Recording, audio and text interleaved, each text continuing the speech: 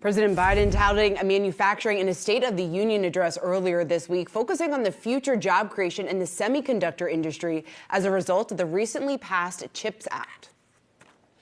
We're going to make sure the supply chain for America begins in America.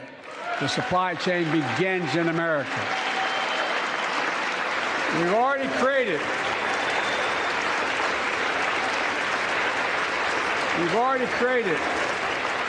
800,000 new manufacturing jobs without this law, before the law kicks in. With this new law, we're going to create hundreds of thousands of new jobs across the country. All right, for more on reaction to that, I want to bring in Jay Timmons, National Association of Manufacturers CEO. Jay, it's great to see you again. So we heard President Biden taking credit for all the jobs that have been created within your sector. Just first, your reaction to what we heard from President Biden this week. Well, look, I think President Biden ought to be pretty proud of the fact that there's been more manufacturing jobs created in the last 2 years than in any other 2 years period since the first term of Ronald Reagan. And he also rightfully and proudly pointed to part of the reason for that was the successful bipartisan legislation to invest in infrastructure that he got across the line, as well as the CHIPS and Science Act, which you led with. I think the problem, Seana, is he did miss the mark in a couple of areas, and that is by not acknowledging the fact that there was a lot of foundation that was put in place to allow that success to occur. So think of trade agreements during the Bush and the Obama administrations, and then the tax reforms and the regulatory certainty of the last administration. All of that, plus infrastructure and chips and science, has enabled manufacturing to grow at record levels. Well, Jay, when you take that into account, the fact that he is calling for higher taxes now, I know there's also a crackdown here just in terms of restrictions on pharmaceutical innovation. What would that then potentially do to your sector?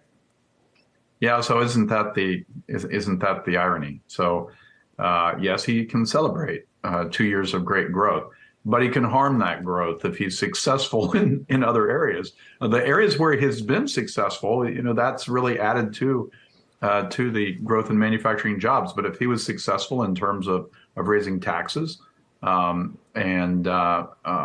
getting some of the revenue proposals that he's been pushing through, that could be problematic, as well as some additional harm that could occur with pharmaceutical manufacturers or the energy producers, for instance.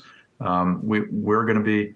I know J.J. Watt is following this particular segment, and I could probably use some advice from him on defense, because we're going to be needing to defend ourselves against some of these proposals. I know. Well, we wish that you guys could all join together here. We'll have to ask him about that, or maybe you guys can hit each other up on Twitter. But Jay, when it comes to what you're seeing right now in the sector, President Biden saying that he plans to create even more jobs, and as it stands right now, you can't even fill the jobs that you have opened. How does this set us up here for the next 5 years? Look, I think we're set up for success as we currently are situated, right? As long as the regulatory environment is held in check, and it's not right now. We have a lot of problems with what's coming out of SEC and EPA, for instance. But look, the CHIPS and Science Act, the president is exactly right. He put a lot on the line to get that across the finish line. And rightly so. We were having some very significant problems in terms of the chip supply chain, which we saw in terms of the inability to even access or to purchase cars or other things that have chips in them, which basically is everything that's produced these days. So this is a really good start to ensuring that American supply chain, especially when it comes to chips, is intact. That will create more jobs, and that will create more opportunities. To your point, we have 840,000 on average every month open jobs in the sector, and we're doing everything we can to recruit new entrants into manufacturing.